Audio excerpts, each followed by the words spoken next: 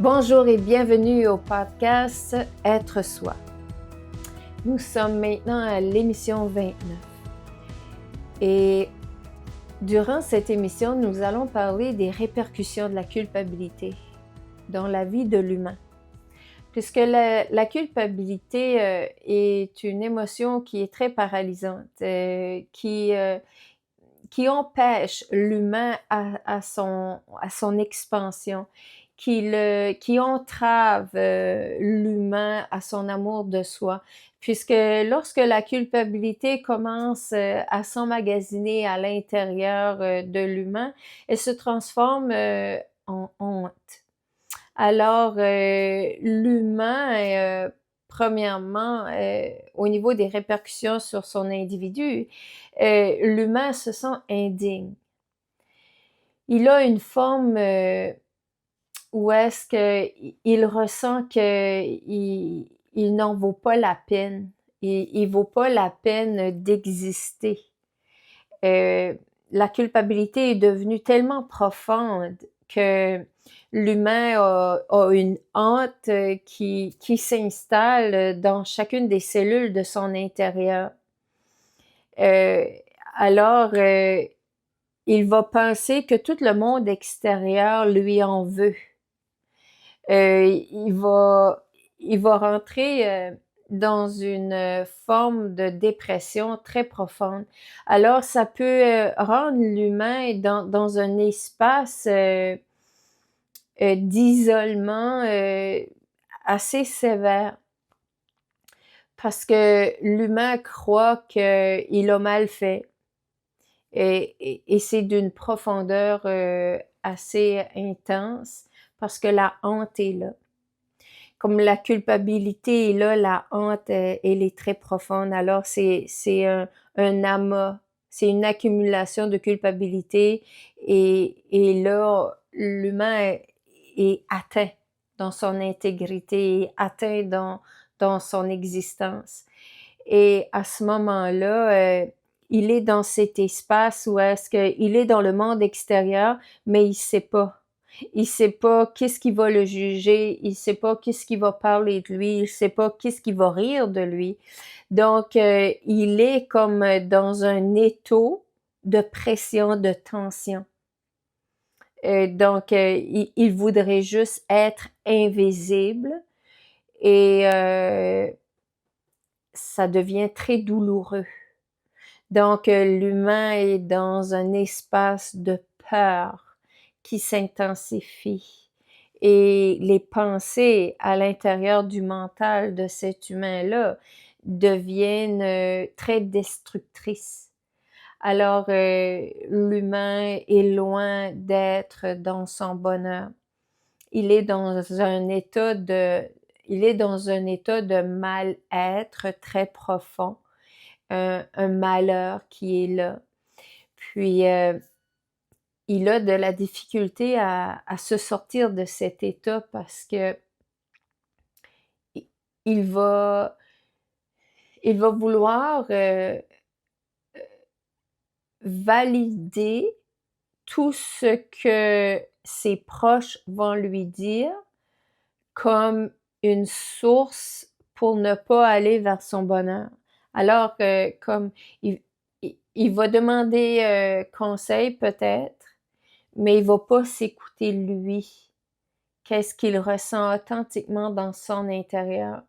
Parce qu'il est déjà dans cet état de honte, alors il ne veut pas manquer le support ou les conseils des autres parce qu'il pense que bon ben s'il fait ça, il va tout perdre.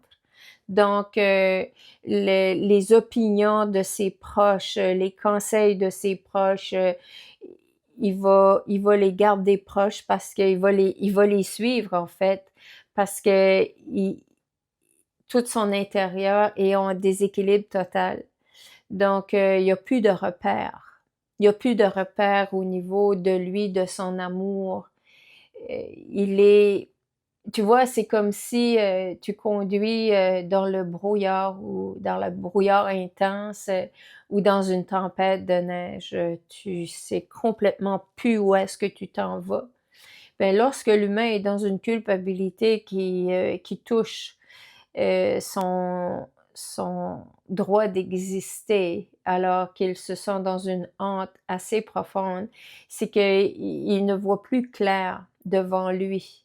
Donc, ça va être très difficile pour cet humain de prendre des décisions, de faire des choix vers son plus grand bien. C'est pour ça qu'il va être dans un état plutôt de codépendance assez intense avec les humains qui l'entourent. Donc, s'il est entouré d'humains qui sont moindrement manipulateurs, alors cet humain, il va être dans une souffrance intense, dans une souffrance. Puis si ces humains-là utilisent des menaces pour le garder, alors cet humain-là peut évidemment faire des psychoses. Alors, il est dans un état de traumatisme très élevé. Donc, si un humain fait une menace ou un chantage quelconque avec une peur que cet humain-là a dans son intérieur, alors l'humain, il va déclencher quelque chose de très fort. Donc, il ne répond plus. Il n'a plus de repères. Donc, c'est là où est-ce que c'est très dommageable pour cet humain-là. Et bien souvent, ces humains sont dans des dépressions profondes et s'ils ont fait des psychoses, alors ils sont médicamentés. Donc, bien souvent, ils ont des prises de médicaments assez élevées. Alors, puis ces humains-là vont s'auto-saboter bien souvent. Alors, ils vont être, ben, comme tous les humains qui sont dans une culpabilité assez profonde, assez intense et dans une honte. Et même s'ils savent que quelque chose n'est pas bon pour eux, ils vont continuer. Ils vont continuer leur relation de codépendance très, très intense, très profonde, parce qu'ils n'ont plus de repères. Ils pensent qu'ils sont indignes du bonheur et ils sont indignes de l'amour. Alors, ils pensent que ceci est satisfaisant. Donc, ils vont continuer ce parcours ou de culpabilité légère, mais moyenne, ben l'humain, il va vouloir se faire mal. Alors, c'est relié à la blessure d'humiliation. Hein. L'humain a cette tendance à vouloir se punir. Donc, les choses que l'humain ne ressent qui sont pas bonnes pour lui. Comme exemple, tu as un humain qui a une blessure d'humiliation, qui se sent assez souvent coupable. Puis cet humain-là met de l'effort pour perdre du poids, pour arriver à son poids santé. Alors, cet humain-là, dès qu'il a un niveau de culpabilité moindrement profond, ou qu'il n'a pas bien fait, ou qu'il se sent indigne ou fautif, boum, il va aller à la nourriture pour se saboter, pour se donner de la douleur, pour se punir, pour se dire, regarde, t'es même pas bon, t'es pas à la hauteur, voilà. Puis l'humain va manger. Donc, il va reproduire ces cycles. Tout d'un coup, ça va bien aller pour une semaine, 2 semaines. L'humain peut aller au gym, faire de l'exercice une semaine, 2 semaines, et tout d'un coup, boum, il n'y a plus rien. Alors, l'humain qui est dans la culpabilité ne va pas ressentir de cohérence, ne va pas ressentir de constance. Il n'y en a pas. OK? Ça fait que c'est constamment des hauts et des bas. Donc, l'humain, j'aime pas utiliser le mot discipline, mais c'est une constance. Alors, l'humain, il va pas un petit pas à la fois. C'est tout ou pas en tout, puis après, l'humain, boum, il se sabote. Alors, pour quelle raison il se sabote? Pour se démontrer qu'il est indigne, pour se démontrer qu'il n'a pas le droit au bonheur ou à l'amour, pour se démontrer que, regarde, tu mérites pas ça, toi. Donc, l'humain va faire ça. Puis, lorsque ça devient assez profond, puis que l'humain est dans une honte profonde, il va se dissocier. Alors, le zoom out. Donc, l'humain va rentrer dans des sphères de dissociation. Il se dissocie du moment ici. Il s'en va dans un espace qu'il ressent sécuritaire. Alors, c'est comme il est là, présent, mais il n'est pas là. C'est une forme de présentéisme. L'humain est complètement parti. Tu vois, des fois, les enfants vont faire des rêveries, ils vont être à l'école, mais ils rêvent, ils sont là. Alors, ils dissocient. Donc, lorsque l'humain est dans l'état de victime, il peut plus faire face à qu'est-ce qui est là. Donc, il se dissocie parce que il devient impuissant, il ne sait plus comment agir face à ce qui est devant lui. Donc, la dissociation est comme une forme de protection au niveau nerveux. Donc, au niveau de l'individu, la culpabilité va avoir ses répercussions. Au niveau relationnel, l'humain qui a tendance à avoir une culpabilité va vouloir agir en tant que sauveur. Il va vouloir fixer. Alors, il est dans une forme de contrôle, hein. Ça fait que il va peut-être prendre soin, outre mesure, de l'humain qui l'accompagne, de ses enfants, de ses amis. Il veut fixer, il veut sauver, il veut aider. Alors, mais il le fait dans un espace de peur de perdre ces humains-là, de peur que s'il ne donne pas, il va perdre l'amour de ces humains-là. Donc, c'est ça la culpabilité qui se forme à l'intérieur. Alors, l'humain opère dans un espace de peur. Alors, il va acheter des choses, il va être là outre mesure. Donc, bien souvent, qu'est-ce qui se passe? Il donne pas l'espace aux autres humains de faire leurs choses. Il va les faire pour eux. Mais s'il attire des humains qui sont manipulateurs, ben attention, cet humain-là va être épuisé, il va se perdre dans la relation. OK? Alors, ça devient des humains qui sont soumis. Ils sont soumis à ce que aux demandes de tous les autres humains qui sont dans l'entourage. Alors, lorsque ces humains-là vont faire des demandes, oui, oui et oui. Alors, l'humain a cette tendance à dire oui dans le monde externe, mais non à son monde interne. Alors, il donne outre mesure parce que en quelque part, il pense qu'il est pas aimable s'il donne pas.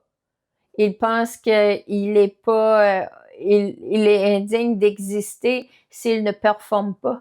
Il pense que s'il fait pas quelque chose pour quelqu'un, il est pas utile. Alors, il va donner outre mesure. Puis c'est là où est-ce que, tu vois, il y a aussi d'autres humains hein, qui vont être dans cet espace où ils vont penser toujours qu'ils sont trop. Hein? Et ils vont penser que c'est soit qu'ils sont trop ou soit qu'ils sont pas assez. Ouais.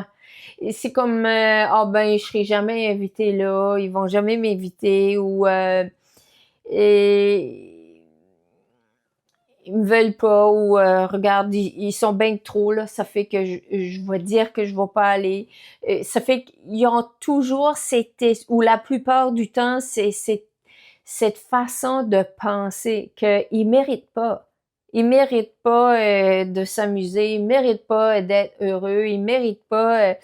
Ils pensent que personne va les appeler, ils pensent que personne ne veut être avec lui parce que cet humain-là se sent détestable, il se sent pas aimable, il a ce sentiment à l'intérieur, mais c'est un sentiment. Un sentiment, ça ne veut pas dire que c'est vrai ou que c'est faux. C'est quelque chose que l'humain, il a dans son intérieur. Il a une émotion. Alors, une émotion, c'est pas fait pour rester là. C'est fait pour être libéré. Mais parce que l'humain refoule fois après fois après fois, ben à un moment donné, ce sont les émotions qui sont en train de conduire ta vie. C'est plus toi. OK? Parce que les émotions sont là dans un compartiment. Alors, le fait de compartimentaliser, oui, c'est peut-être bénéfique à un certain degré, mais pas trop. Lorsque l'humain commence à compartimentaliser, ben, dans chacun des compartiments, il y a, il y a des tas de marde. C'est aussi bien, je l'ai dit comme je le pense. Parce que dans chacun des compartiments, il va y avoir toute cette cochonnerie-là qui va être là. Ben, à un moment donné, disons que t'as X nombre de boîtes, t'as X nombre de compartiments dans ton intérieur, puis c'est plein comme ça. Alors, qu'est-ce que tu penses qui va arriver? Est-ce que tu vas opérer dans l'amour ou tu vas opérer dans la peur? Et tu vas opérer dans la peur parce que tes compartiments, ils sont pleins. Tu n'as pas pris le temps de vider. Tu n'as pas pris le temps de libérer. Alors, qu'est-ce qui opère pour toi? C'est les compartiments. C'est plus toi, c'est plus ton amour, c'est plus ton cœur. Alors ça, c'est une bonne réflexion parce que ceci va avoir une entrave à ta vitalité. C'est là que ça se passe. Parce que là, tu vas commencer à avoir une fatigue. Tu vas te sentir de plus en plus fatigué. Alors, des fois, tu vas être là, puis tu te poses la question, ben, pour quelle raison? Ben, la fatigue mentale, elle est intense. Si tu as comme 50 hamsters dans ta tête, ce sont des pensées, ça. Puis si en plus, chacune de ces pensées-là sont destructrices, peux-tu t'imaginer le mal que tu te fais? Peux-tu t'imaginer l'énergie de basse vibration qui est là, dans chacun des compartiments? Ça fait mal, ça. Alors oui, ça va avoir un impact sur ta vitalité. Alors, quand tu vas te réveiller le matin, tu vas être fatigué. Puis à un moment donné, ça va se ressentir partout dans ton corps. C'est de là les maladies auto-immunitaires. Alors la fibromyalgie, les allergies, toutes les formes de maladies auto-immunitaires. C'est parce qu'il y a trop d'émotions. Il y a quelque chose. C'est comme, tu sais, quand le breaker, il saute là, à la maison là, parce que t'as trop mis d'affaires, là, hein? Boum! Le breaker a sauté. Les fusibles ont sauté. Il n'y a plus d'électricité. Ben, c'est la même chose dans ton corps. C'est la même chose qui peut se passer. Y as-tu déjà pensé à ça? Ben, c'est ça, avoir trop d'émotions. C'est comme tu empoisonnes l'intérieur de ton corps. Pourquoi? Parce que tu sais pas comment libérer, tu sais pas comment communiquer de façon saine, tu sais pas comment exprimer. Ça fait quoi ce que tu fais? Tu compartimentalises, t'encaisses, tu refoules. Ouais. Ben, qu'est-ce qui paie le prix? C'est toi. Ça veut pas dire que tu as commencé à tout dire sans filtre. Non, utilise le respect, utilise le calme. Bien souvent, c'est toi avec toi. Où est-ce que tu as réglé? C'est là que ça commence. Puis tu libères. Libérer, ça veut pas dire que tu vas commencer à communiquer avec tout le monde que tu penses qui t'ont fait du mal. Regarde, qui t'a fait du mal en premier? Bien souvent, c'est toi. Alors, tu as à t'asseoir avec toi, puis de regarder qu'est-ce qui se passe. Si tu as besoin d'aide, tu vas en thérapie. C'est peut-être là le meilleur investissement que tu vas faire. Donc, tu vas perdre aussi une autre répercussion au niveau de ta vitalité, tu vas perdre ta créativité. Alors, tu vas ressentir qu'il y en a plus de créativité, il y a plus d'inspiration, il y a plus rien. OK? Tu vas, euh, tu vas ressentir que ton système immunitaire, il est dans le bas. Alors, tu attrapes beaucoup de différents virus, bactéries, tu as de la difficulté, tes petits soldats dans l'intérieur de ton corps, les globules blancs, ben, ils sont à bas, ils sont fatigués. OK? Ils sont fatigués parce que ta vitalité, elle est plus là. OK? T'as de la difficulté à recevoir. Quand quelqu'un veut te faire un cadeau, là, si advenant tu vas avec un ami ou une amie au restaurant puis ils veulent te payer le repas, ben t'as de la difficulté. Oh ben non non non non non non non non non non non non non je vais faire ça, non non je vais payer ça, non non non non laisse-moi payer ça. Quand c'est un cadeau, c'est un cadeau. Tu dis merci parce que tu reçois. Lorsque tu es incapable de recevoir, tu dis à l'univers non. Alors, va dans ton intérieur. Va dans ton intérieur. Qu'est-ce qui se passe? Qu'il y a de la difficulté à ouvrir ton cœur pour recevoir. Il y a une peur. Va voir la peur. Pose-toi la question. Parce que lorsque tu es dans cet espace-là, tu te coupes de ta source. Tu te coupes de ta source d'amour divine. Parce que tu lui dis non. Parce que tu as peur. Alors, avoir le cœur ouvert, c'est de se dire que tu es en mesure de faire des choix pour ton plus grand bien. Alors, oui, tu peux dire non, tu peux dire oui, mais avec le cœur ouvert. Puis c'est ça qui est important, de maintenir son cœur ouvert en cultivant notre état de conscience à chaque instant. Oui, c'est ça qui va nous renforcer. C'est ça qui va renforcer notre confiance en soi, qui va renforcer notre amour de soi. Et c'est ça qui va nous rendre libres d'être. Parfait.